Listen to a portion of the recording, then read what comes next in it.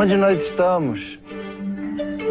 No mundo do infinitamente pequeno, Miguel. No mundo da nanotecnologia. Que palavra estranha. Tecnologia eu sei o que é, mas nano? A palavra nano, a primeira parte da palavra, corresponde ao grego. Alguma coisa pequena. Então nanotecnologia é tecnologia do que é pequeno. Eu diria que do extraordinariamente pequeno. Um nanômetro é uma unidade de medida que corresponde à bilionésima parte do metro. Fica difícil até de imaginar o tamanho. Veja o Globo Ciência de hoje e vamos descobrir juntos os segredos da nanotecnologia, a tecnologia do século XXI.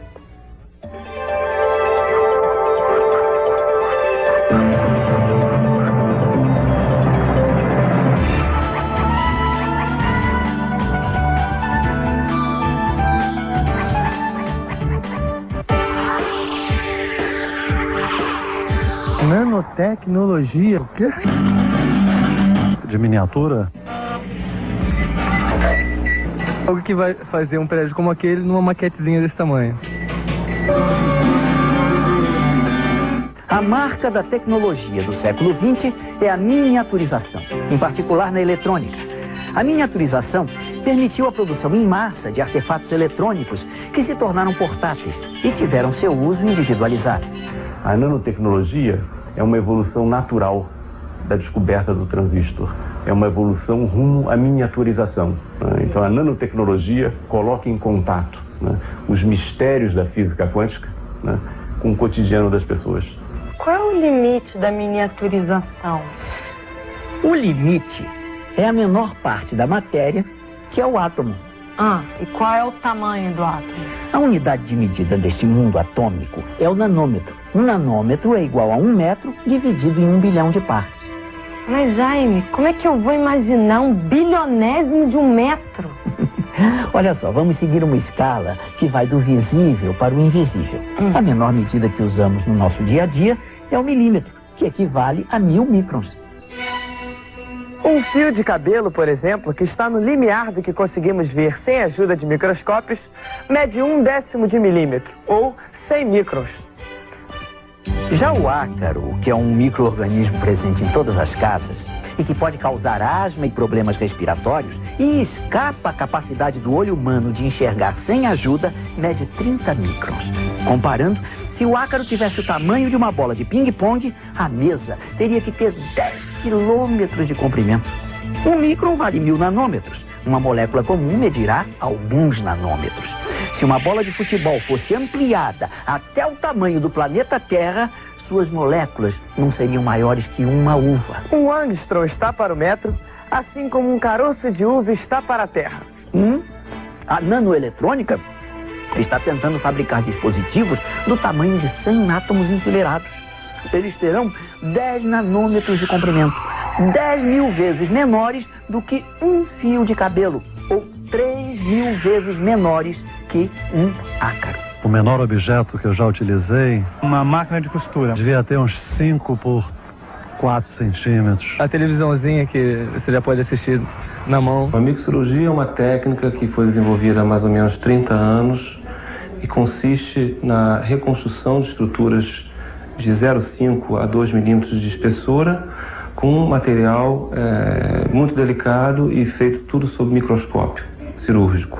Aqui vocês têm uma escala de 1 milímetro para cada quadradinho desse, então vocês veem que, em média, as estruturas que nós reconstruímos têm de meio quadradinho até 2 quadradinhos desse.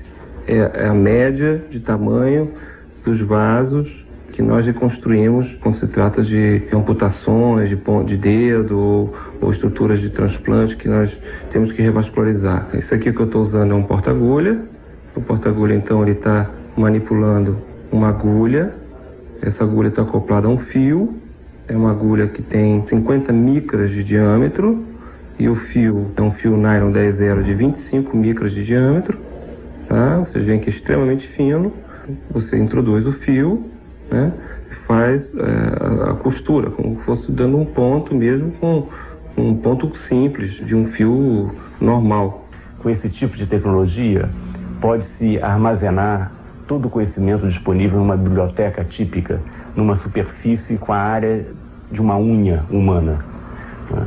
Ou até todo o conhecimento da humanidade até hoje, né? Numa superfície de um disco com um diâmetro da ordem de 25 centímetros. A ideia central da nanotecnologia é de montar, a partir da manipulação de átomos e moléculas, pequenos robôs, máquinas moleculares, milhares de vezes menores que a espessura de um fio de cabelo. Peraí, Jaime. Vamos devagar que você é mais sabido do que eu nesse assunto. Em compensação, você é muito mais charmosa. Muita gentileza. Vamos começar do início. Eu primeiro tenho que me lembrar o que são átomos e moléculas. Os átomos são unidades elementares da matéria. E as moléculas são conjuntos de átomos que formam uma estrutura. Cada estrutura molecular possui propriedades químicas ou biológicas específicas. A molécula do sal de cozinha, por exemplo, é composta por átomos de sódio e cloro dispostos formando um cubo. É isso que permite que o sal se dissolva tão facilmente na água. Entendi. Agora me diz o que você quer dizer com máquina molecular. Uma máquina molecular é um aparelho microscópico que funciona usando moléculas. É um sistema programado para aproveitar as propriedades destas moléculas e realizar uma certa tarefa, tal como as máquinas a que estamos acostumados. E o que você quer dizer, querido Jaime, com manipulação de átomos e moléculas? Isso quer dizer o seguinte: a construção de moléculas específicas que vão ter propriedades e finalidades definidas a partir de um desenho, de uma intenção do programador.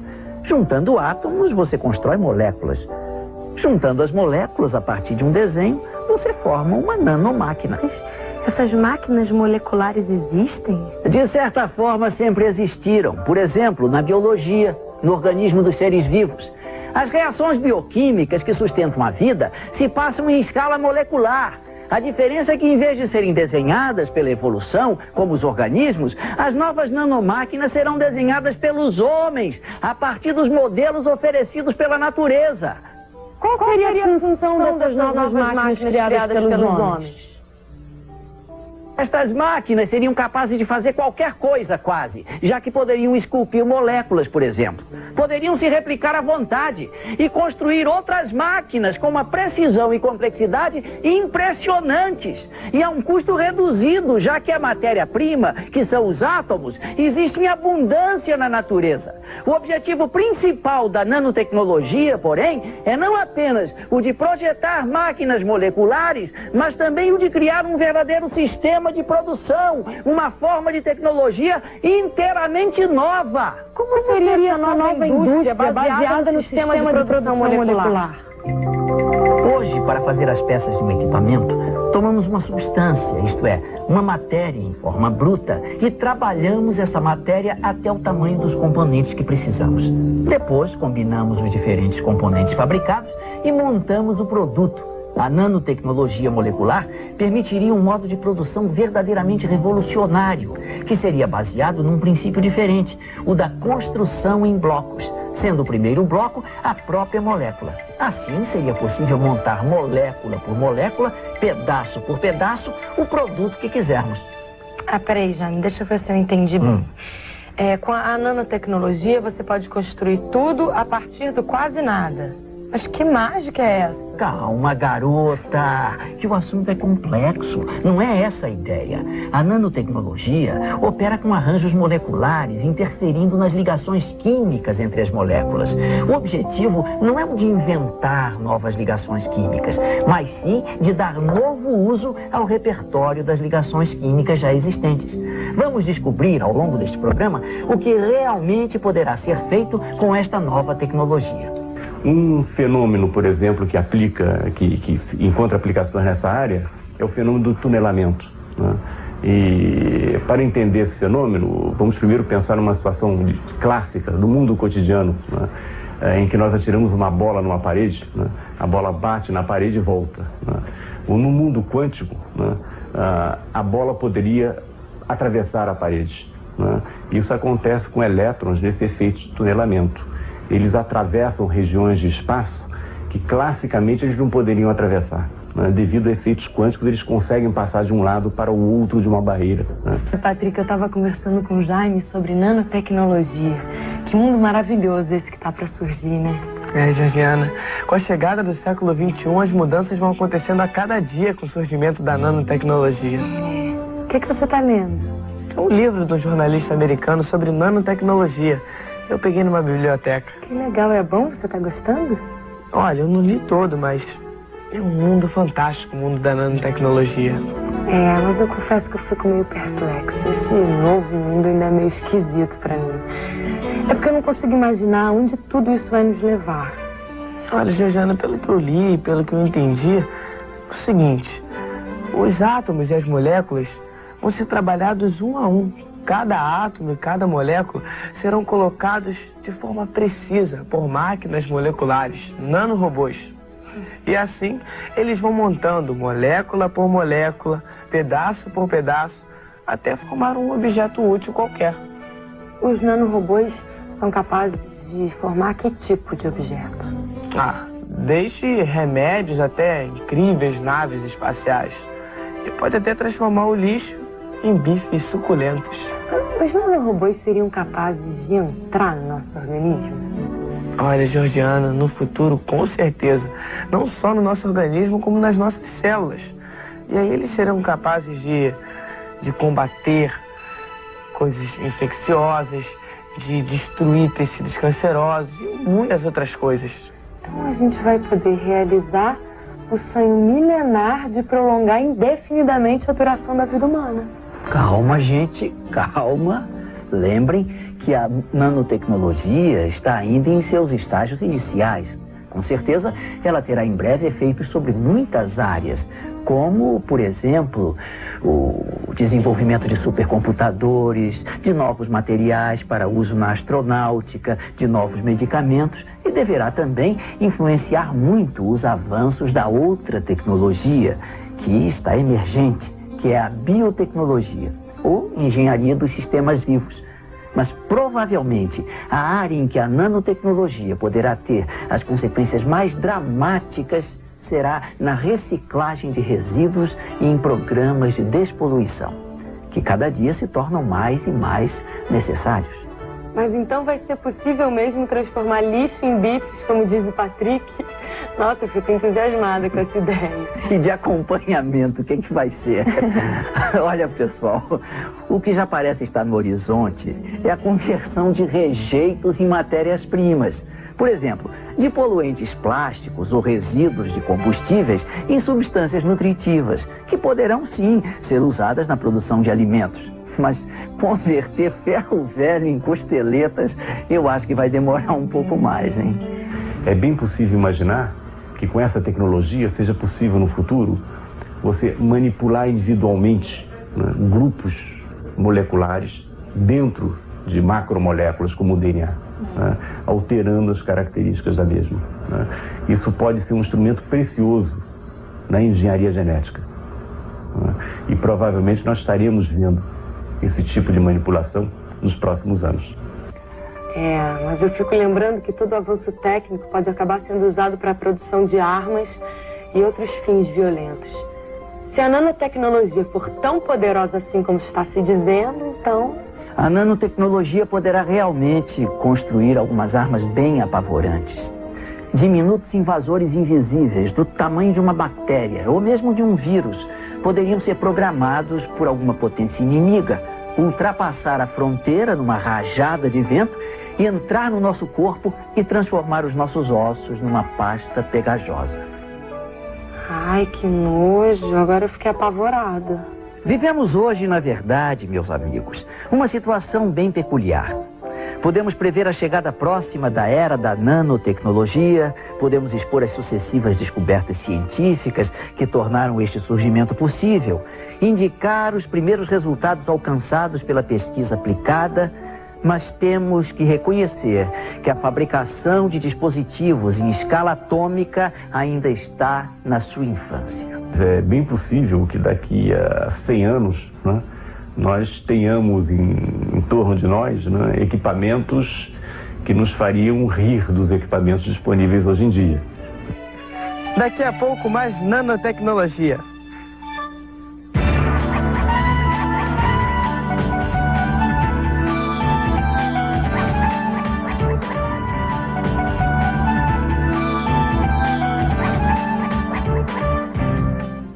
Para compreender as raízes desta novidade, precisamos conhecer uma série de descobertas e invenções decisivas de nosso século.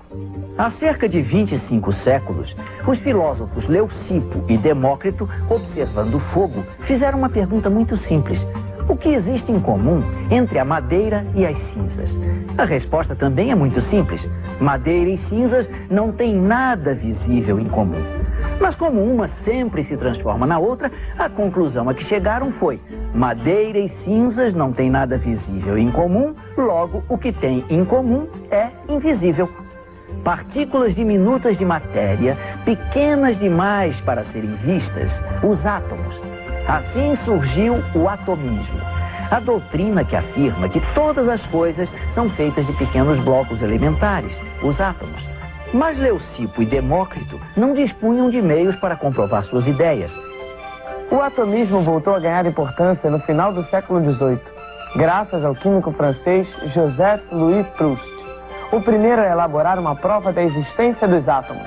Enquanto analisava o carbonato de cobre, Proust verificou que seus componentes se combinavam sempre do mesmo jeito. O carbonato de cobre era sempre constituído por 5 unidades de cobre, 4 de oxigênio e 1 de carbono. Não havia números fracionados, nem alterações nesta combinação. Esta observação influenciou profundamente John Dalton, discípulo de Proust, hoje reconhecido como o pai da moderna química quantitativa. Procurando explicar as regularidades observadas ao analisar a composição das mais variadas substâncias químicas, Dalton foi levado a reintroduzir a noção de que a matéria se ordena a partir de unidades elementares. Os resultados de Proust e Dalton, contudo, foram recebidos com ceticismo.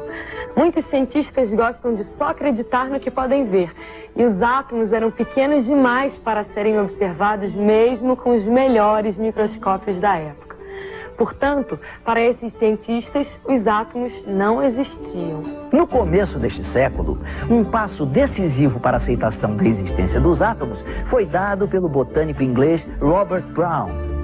Ele observava no microscópio partículas de pólen de flores em suspensão num líquido, quando percebeu que muitas delas subitamente se punham em movimento, sem que houvesse uma direção preferida. Imaginando que os grãos de pólen se moviam porque estariam vivos, o Dr. Brown colocou o pólen numa solução venenosa, mas descobriu que ainda assim as partículas se moviam. Estava diante de um enigma. Matéria inerte teria movimento? Brown testou várias matérias, até um pedacinho da esfinge do Egito, e eles sempre se moviam. Brown não sabia por quê. Só na virada do século XX, alguém decifrou o enigma. Albert Einstein levou o movimento browniano a sério e lançou uma nova ideia. A fonte do movimento dos grãos de pólen eram os choques que eles recebiam dos átomos da solução. Como os átomos de um fluido se moveriam em todas as direções possíveis, cada grão poderia ser impulsionado numa direção diferente, como Brown havia observado. Pouco depois, o físico francês Jean Perrin demonstrou a eficácia da teoria de Einstein. É curioso notar que Einstein recebeu o Prêmio Nobel de Física em 1925 não pela elaboração da famosa teoria da relatividade, mas por ter contribuído decisivamente para a demonstração da existência dos átomos. No mundo da ciência, alguns grandes pesquisadores acabam se tornando grandes amigos. Foi exatamente isso que aconteceu entre o físico brasileiro José Leite Lopes e o físico americano Richard Feynman. Feynman foi um dos primeiros homens a falar em nanotecnologia e também foi considerado uma das pessoas mais sabidas do mundo pelo parecer que deu sobre a explosão da nave espacial Challenger na década de 80. Professor Leite, o senhor concorda com a afirmação de que o Feynman teria sido um dos homens mais sabidos do mundo? Não, ele era um grande físico, foi um dos maiores físicos deste século, não é? Eu o conheci em 1949, em Princeton, no Instituto de Estudos Avançados, do qual era diretor o físico Oppenheimer, um homem que fez a bomba atômica. E este instituto recebia sempre visita de grandes físicos que fariam seminários para nós outros. Eu estava lá passando um ano e meio, Feynman veio e eu o conheci. Ele estava estudando espanhol para ir à América Espanhola. Foi quando um colega meu, Chomno, sugeriu a ele que ele estudasse português e viesse ao Brasil, porque naquele ano de 49, César Lattes e eu tínhamos fundado o Centro Brasileiro de Pesquisas Físicas, este laboratório onde você está. Então o Feynman se fez, aprendeu português e veio naquele mesmo ano visitar no Rio de Janeiro, ficou encantado e voltou. Feynman demonstrou que era alguém com um pensamento à frente de seu tempo quando sugeriu a entrada de cientistas no campo da nanotecnologia.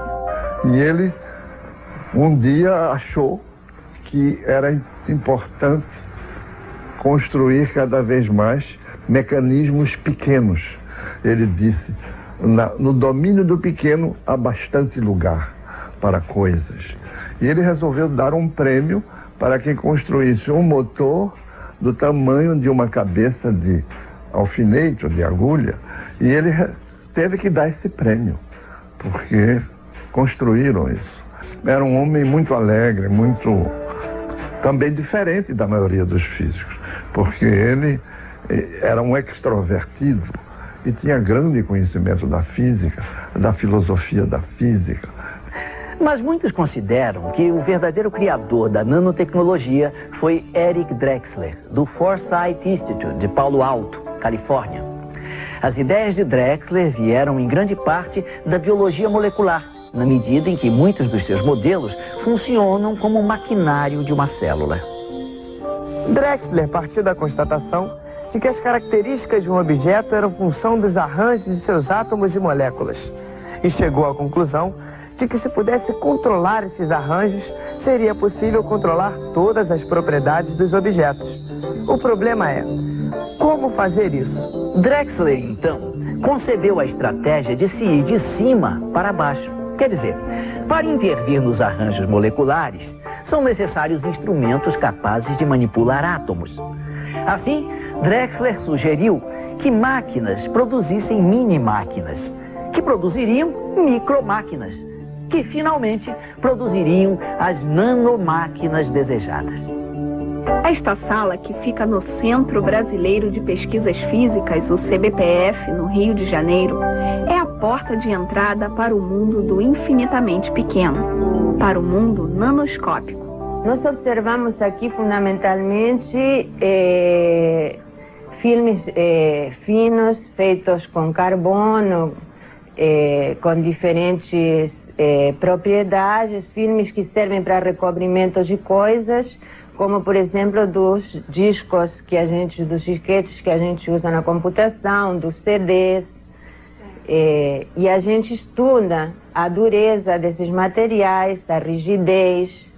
Um aparelho como esse, um nanoscópio, nos permite observar objetos que tenham até a bilionésima parte do metro.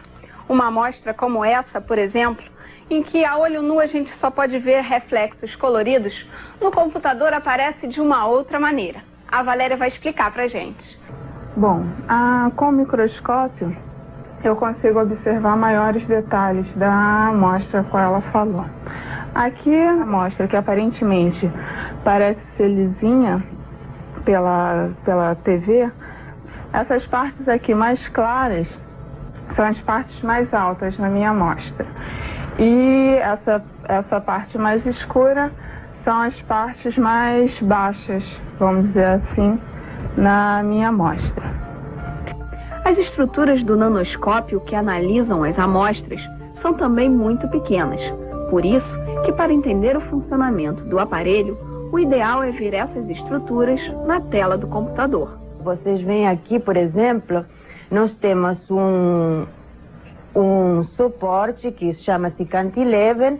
Na pontinha desse suporte tem a sonda, que é uma ponta que vai varrer em cima da superfície, e a partir de medidas das forças que agem entre essa superfície e a ponteira, é que a gente, com uma eletrônica e um sistema de software, tira uma imagem dessa superfície. O nanoscópio pode ser usado para observar o interior de bactérias, para analisar átomos de vários elementos, e pode ter finalidades que desafiam a imaginação.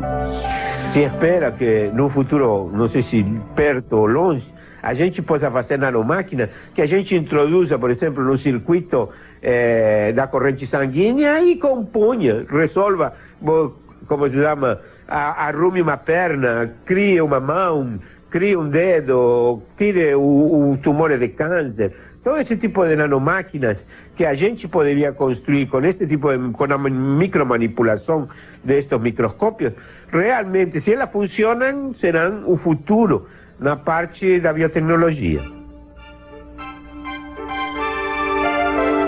Repare como os organismos vivos funcionam de maneira muito parecida.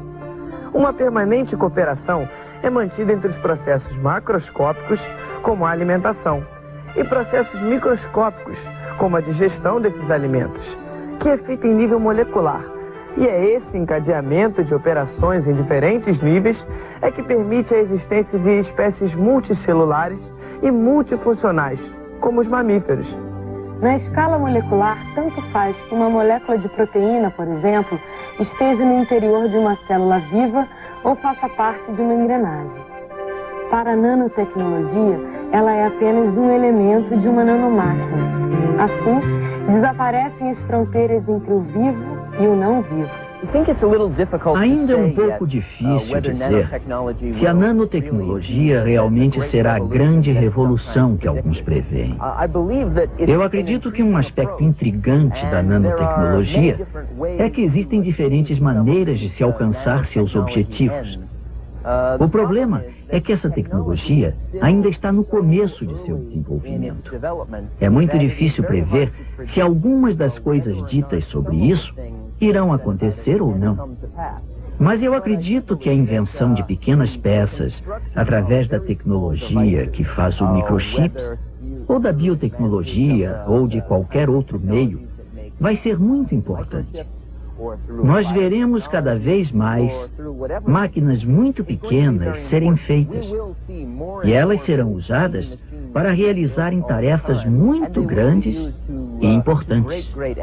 Hoje em dia, através da internet, se consegue acessar rapidamente um número muito grande de informações. E é preciso lembrar que isso foi possível graças ao desenvolvimento de dispositivos eletrônicos e graças ao desenvolvimento também de lasers e de fibras ópticas, que permitiram uma velocidade de comunicação compatível com as necessidades desse sistema de internet. Eu acredito que isso vai aumentar, essa velocidade no processamento. O acesso às informações deve aumentar. Se esses desenvolvimentos vão ter reflexos sobre o cotidiano de uma grande parte de pessoas, vai depender também de como nós nos organizamos socialmente, tá certo? Caso contrário, apenas, infelizmente, uma minoria da população vai ter acesso a essas descobertas. Mas eu acredito que nos próximos anos nós vamos ver aplicações dessas técnicas na construção de computadores extremamente velozes, na ampliação da faixa de informações e de comunicações. É difícil imaginar o que poderá vir por aí, assim como foi difícil imaginar o que poderia vir quando o laser foi descoberto. As pesquisas relacionadas com a nova tecnologia tiveram ano passado o reconhecimento maior que um trabalho científico pode ter. O Prêmio Nobel de Física foi concedido em outubro de 1997 a uma equipe de 3 cientistas, Xu, Phillips e Cohen-Tanudi, que desenvolveu métodos de resfriamento e aprisionamento de átomos com laser. É, gente, uma nova era pode estar começando. O invisível é que irá permitir a transformação do visível. Não é grande? Não, é pequeno. Muito, muito pequeno. Até o próximo Globo Ciência.